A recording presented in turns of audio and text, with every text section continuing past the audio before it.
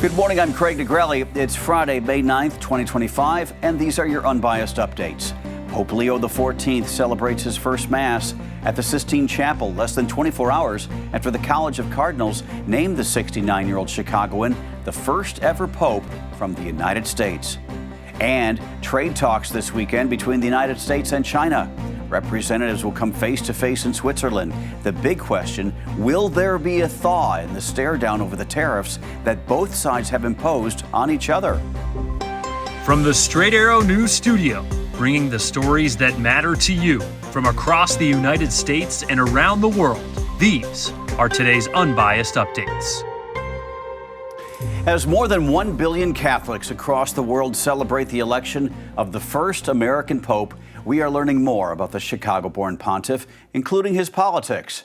Before becoming Pope Leo XIV, Cardinal Robert Prevost occasionally posted on social media, and some of those messages appeared to be critical of President Donald Trump and Vice President J.D. Vance. While it appears Prevost did not personally write any of the critical posts, multiple articles and headlines from others were reposted on an X account under his name. President Trump said Thursday he's very happy about news of the first American Pope, Robert Prevost, a native of Chicago who studied at Villanova University in Philadelphia. In a post on his Truth Social platform, the president said he looks forward to meeting the new pope, saying it will be a very meaningful moment. While Vice President Vance, a recent convert to the Catholic Church, posted his congratulations on X.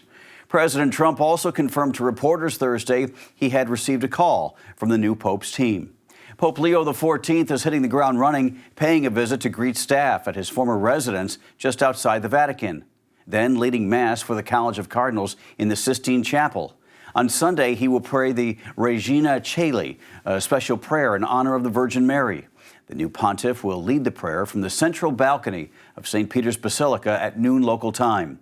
On Monday, he's set to have his first meeting in the Vatican with journalists.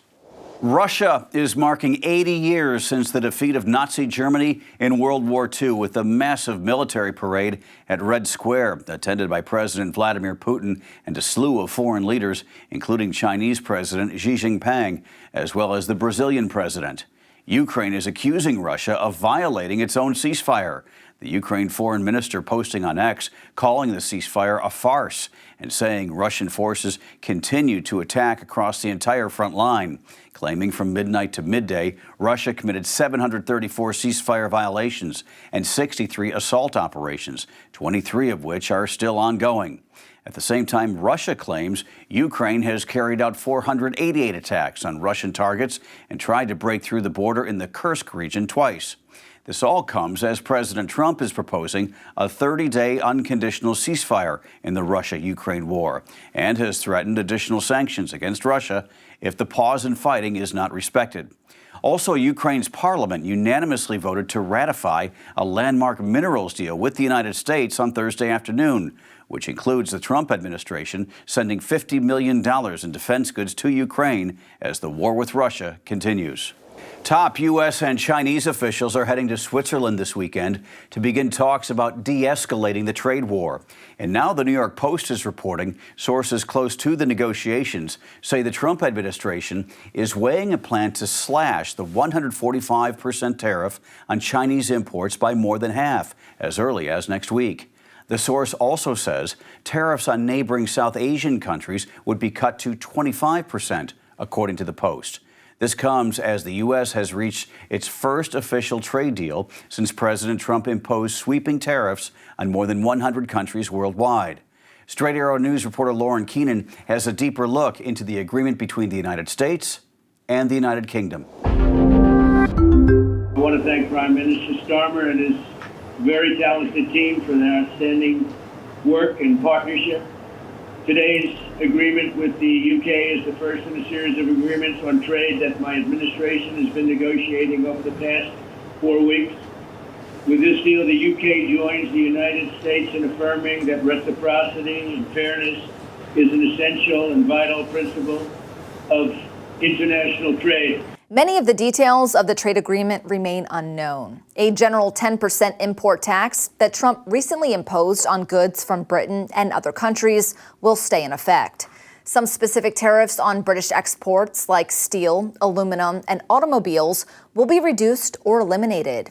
The White House says that the first 100,000 vehicles that UK car makers export to the U.S. each year will face a reduced tariff of 10% under the agreement, while any vehicles beyond that quota will be taxed at a higher rate of 25%. In exchange, Britain has agreed to allow more American goods, especially agricultural products like beef and ethanol, into its market.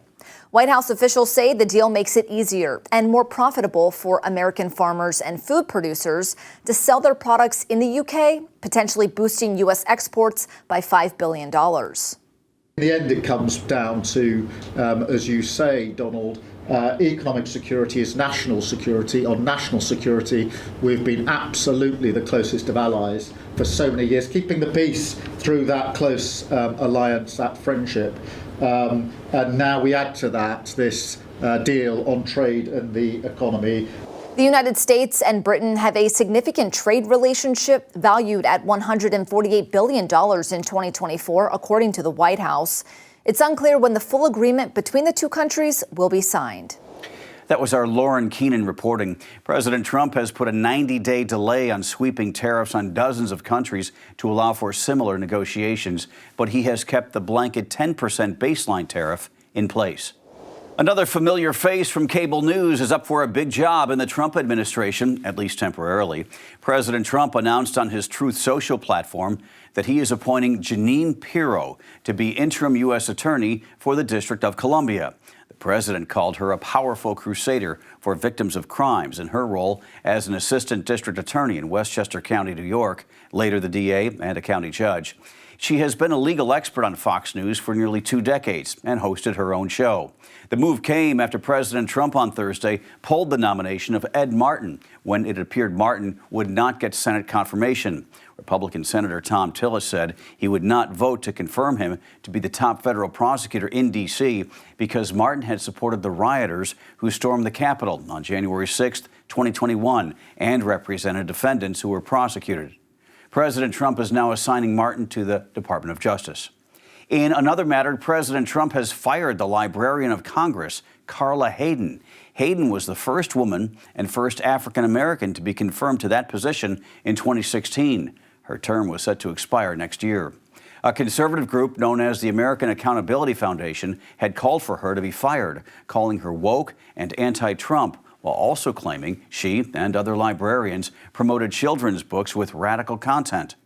And one other major move on Thursday, the Trump administration fired the acting administrator of the Federal Emergency Management Agency. Cam Hamilton had testified before a House committee that he was against the dismantling of FEMA, and now he's out. It was the stunning storyline that pretty much took over the NFL draft a few weeks ago. The drop of quarterback Shedeur Sanders, not only out of the first round, but all the way into the 5th round and well into day 3. Now a fan has filed a lawsuit in Atlanta against the NFL, claiming there was a concerted effort by all the teams not to draft Shedeur. In other words, collusion. The fan, identified as John Doe, is seeking $100 million. Sanders, who had a great year as quarterback of the Colorado Buffaloes and was the Big 12 Offensive Player of the Year after passing for more than 4,000 yards and accounting for 37 touchdowns, waited and waited and waited to get drafted as the drama played out in front of millions of viewers on TV. The fan claims, quote, "The NFL's actions and the spread of harmful statements about Sanders have caused me severe emotional stress and trauma," end quote. In legal terms, he claims the NFL teams violated the Sherman Antitrust Act, that there might have been racial discrimination when it comes to the Civil Rights Act, and he alleges the NFL misled fans about how the draft process works and how players are evaluated, violating consumer protection laws. Sanders was expected to go in the first round before the Cleveland Browns finally drafted him on day 3 on Saturday, as draft analysts tried over and over again to explain why the son of NFL Hall of Famer Deion Sanders was not getting picked. So far, no comment from the NFL. Finally this morning, things are heating up a few hundred miles off the U.S. West Coast. A mile-wide underwater volcano is showing signs it could soon erupt, scientists say. The video is pretty neat. Current forecasts project the volcano, known as Axial Seamount, could erupt anytime between now and the end of the year. The volcano is located about a mile underwater on a geological hotspot. And while hotspot volcanoes are common on the seafloor, Axial Seamount also happens to be located on the Juan de Fuca Ridge, where two massive tectonic plates are constantly spreading apart, causing a steady buildup of pressure beneath the Earth's surface. Scientists say Axial Seamount is similar to volcanoes in Hawaii that erupt and spew lava. But you likely will never know when it happens because it will be undetectable on land. By the way, the last time it erupted was April of 2015. Those are your unbiased updates for this Friday. Before we go, whether it's brunch or just taking flowers to her, don't forget Mom on Sunday. Happy Mother's Day to all the moms out there. It should be an absolutely wonderful day. We'll see you back here on Monday. For all of us here at Straight Arrow News, I'm Craig DeGrelli. Have a great day and a fantastic weekend.